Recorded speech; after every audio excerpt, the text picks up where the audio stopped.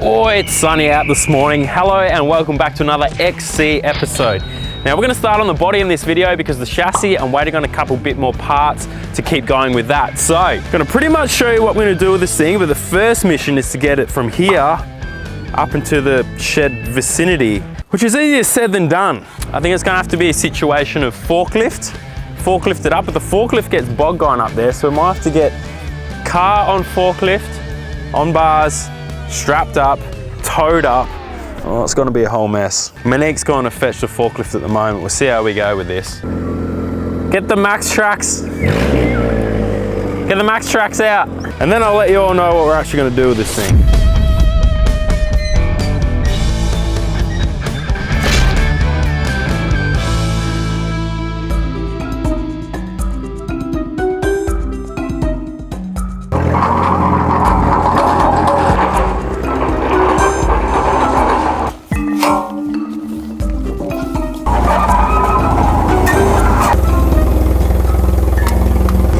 Easier than I thought already. Famous last words. Oh!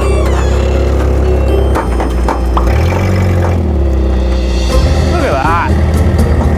Bloody beautiful. It's working a charm.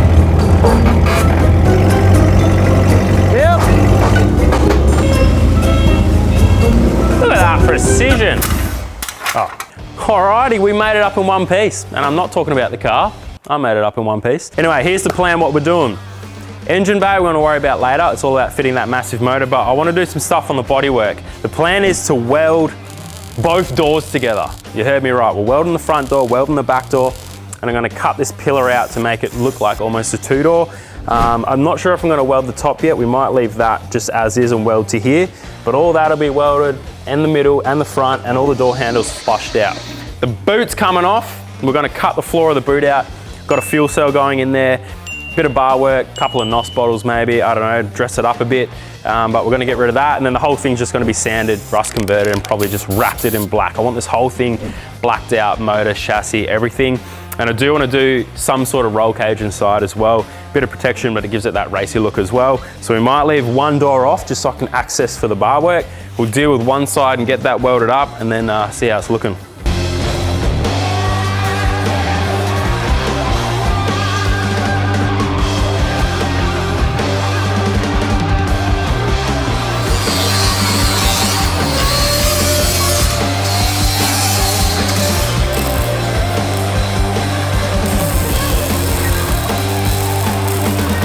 Alright, well I've had my first attempt at just welding up one of the back doors here, and it's not loving the paint. I only grind a little bit off, but there's a bit of contamination on the inside.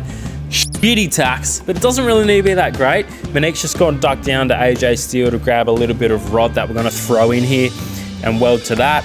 But being a Mad Max kind of style build, it doesn't need to be perfect. It doesn't need to be strong. We're throwing the thing together. This door ain't opening, that's all that matters. Hello.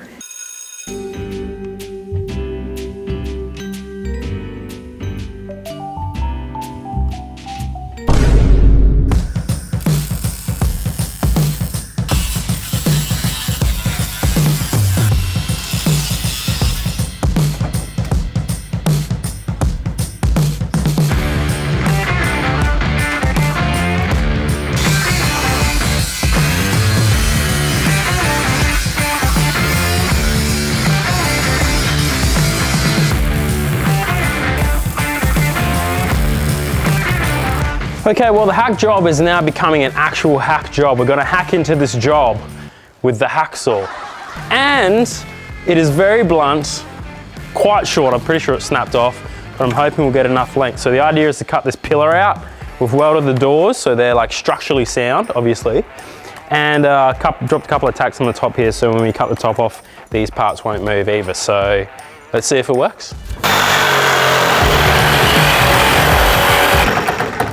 It's so blunt.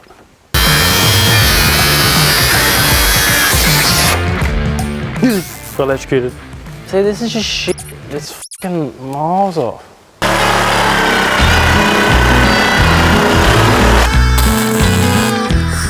Done. Worked beautifully.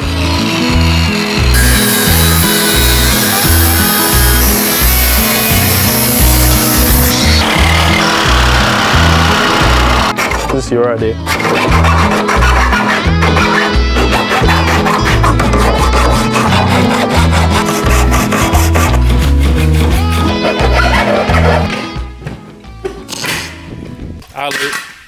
I loosened it.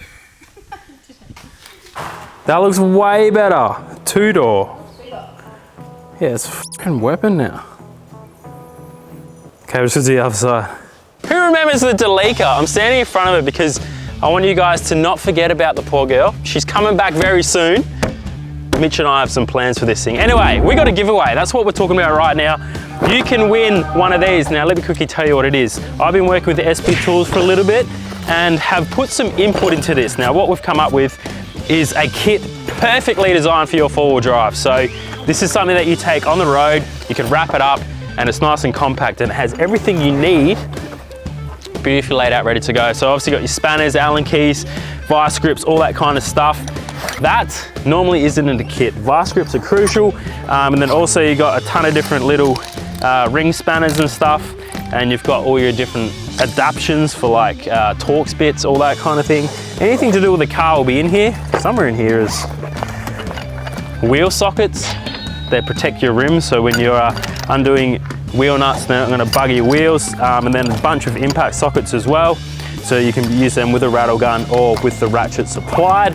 In this end, we have a few more goodies where we have all your screwdrivers, and we made sure there were some picks in there as well, which is super handy if you've got a bit of shit in something that you're trying to get out of. Obviously light, you've got a tire deflator, everything you possibly need. So what we're gonna do, we're gonna give one of these away. So I'm working with SP Tools and we are going to give a kit away, and all you gotta do is comment down below, let me know what four-wheel drive you have, and then jump over and make sure you're following SP Tools Instagram page.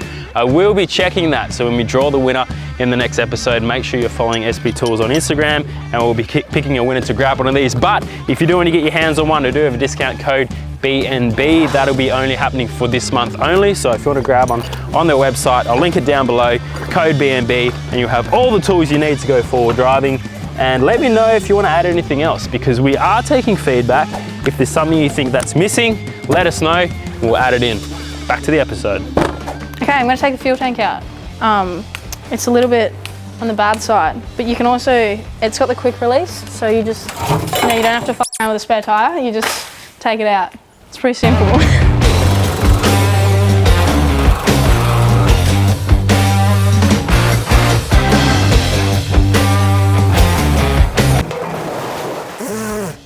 Smaller, but it'll be alright. It's not very big. It's fantastic. It's fantastic, isn't it? Alrighty, so the doors are pretty much welded up. We've tacked them and put some primer down. Now, ran down to Autobarn and grabbed some Metaltech filler. Now, I'm using Metaltech filler. It has fiberglass and stainless metal infused, so it's a little bit of strength because I've only sort of tacked up the doors. We're gonna throw this on to basically fill the holes, and then we can put some bog on top to sort of clean it up. So I'm gonna whack that on now, give Monique a crack at that as well, because she hasn't done much of this before. Then we'll sand it up, and that'll pretty much clean up that side, and then we just replicate it on the other side. So pretty sweet. If you're enjoying the channel, make sure to subscribe to the channel. Hit that subscribe button so hard, smash your screen. This week only, I'm giving away free TVs to anyone that hits subscribe so hard they break their TV screen.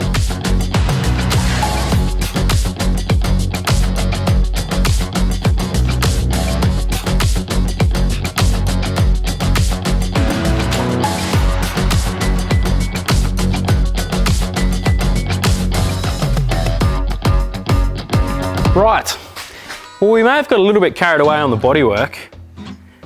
It's pretty much all primed. A few more bits of bogging to do. We primed the roof, and I went ahead and started on the other side, even though we don't have this door in here yet. Pretty much welded up this door. I think I'm gonna leave this dent here, try to pull it out, but I don't know, it's part of the car's character. We might leave that there and remove some of the little rust divots that were in here. So still a bit more body work. I'm gonna finish off the bit of that body filler, and then once we have this tube bender, we can start doing the roll cage. But that hasn't arrived yet, so we're gonna move on to maybe some motor stuff. Alrighty, well, it's finally time to have a look at the motor in this thing. The motor is the centerpiece for this build. Absolutely huge. This is a 454 big block. And the 454 big block is a motor that goes way back. General Motors first introduced the 454 in 1970, 1 year before the emissions standards were tightened, and there were just 3 years before the gas crisis hit in full force. It was not the ideal time to introduce a large cubic inch big block tailored for performance vehicles, but the Chevy 454 made quite an impression nonetheless. The Chevy 454 was originally offered in 3 variations, the LS5, LS6 and LS7. It was intended for Chevy's high performance vehicles including the Chevelle and Corvette, and there were rumours that the engine's horsepower output was actually underreported by Chevy during the muscle car wars. The LS6 was phased out after 1971, and the LS5's power had dwindled to about 254 horsepower by 1973 thanks to stricter emission control. The Chevy 454 was eliminated from most passenger vehicles by 1975, but remained a viable power plant in heavy-duty Chevy trucks through to 1996. Today, the 454 is a sought-after engine for its muscle car history and good base to build a performance engine. It's not uncommon for enthusiasts to throw large superchargers and race engine parts at these motors to make a ton of power. So this particular one actually came all the way from WA. I bought it sight unseen. They're kind of getting hard to find at the moment, but my dad went over and had a look at it. He's done a few of these before, so it's in half decent condition. It is gonna get fully stripped. So the plan with this, the bottom end, I can tell you, I'm not gonna give away what's happening on the top end just yet. That's where the party's gonna happen. But for this, essentially strip it apart, give it a recondition, put some flat top pistons in it to raise the compression a little bit, but it's really just getting it, you know, rebuilt to run. That's why I got quite a bare motor. It's just a short block. There was no sump, there was no intake manifold. I really just wanted the rolling assembly, like the whole bottom end, get that cleaned up. So that's what we're doing today. We'll strip this thing down, take it down to our Challenger Engine Center. They'll recondition the heads, give it a hone, and hopefully we can just run some standard pistons, just flat top, give a bit more compression, and we'll be good to go. So let's rip into it. Alrighty, as we all know, I love building engines on this channel. So a little bit of what's happening at the moment. We're gonna take the bearing caps off to get the crank out. Now the motor's already flipped over. You wanna make sure that every bearing cap goes back where it was. I've already checked. There's an arrow that tells which way's forward and they're numbered 1 through to 5, so you can't really get that wrong. Take the bearing caps off, same with your con rods on the pistons. Keep them a pair, keep them together. So I'm gonna keep everything clean on this bench, all organized, so we basically mess nothing up, because when it goes back together, everything is to the millimeter. It's all kind of built to that specification.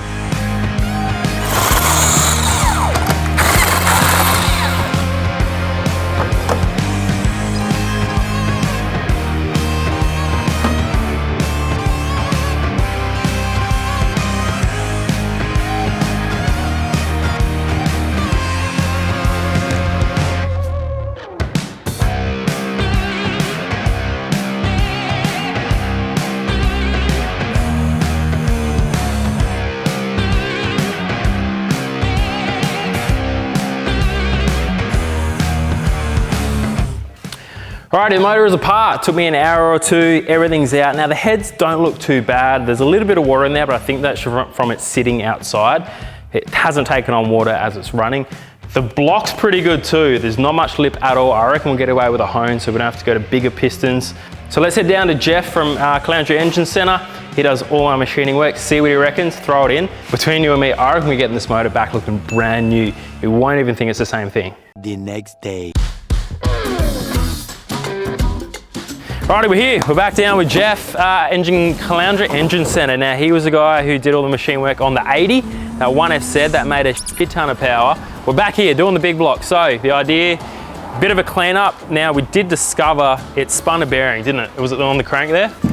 It did. Now, that means the crank needs a bit of a grind now. So oversized bearings. Big end bearing. Big end bearing, was it? Yeah. Oh. Yeah. Chuck it down here. The block needs a little bit of a hone, and we're going to bore it as well, like 5 thou. Yeah, just a little bit off it. Probably go, well, we'll see what size it comes up like. Probably go 30 thou over on the first one. Yeah, right. And, so bore on the block, bit of a recon, bigger pistons. I want to go flat top, get this thing thumping good. I'm going to go a big cam in it as well. So just doing all machine work, recon the heads, get the block cleaned up, and then I'll be building it back in the shop. So we're just collecting all the bits we need, get it cleaned up. He knows heaps about these kind of things. That's what you love, the old school stuff. yeah, Chevys. He builds all sorts of random Chevys all day. Chevy. So we'll see it back in a few moments. Bloody TV magic when it's all recon ready to go. Yeah, ready to go.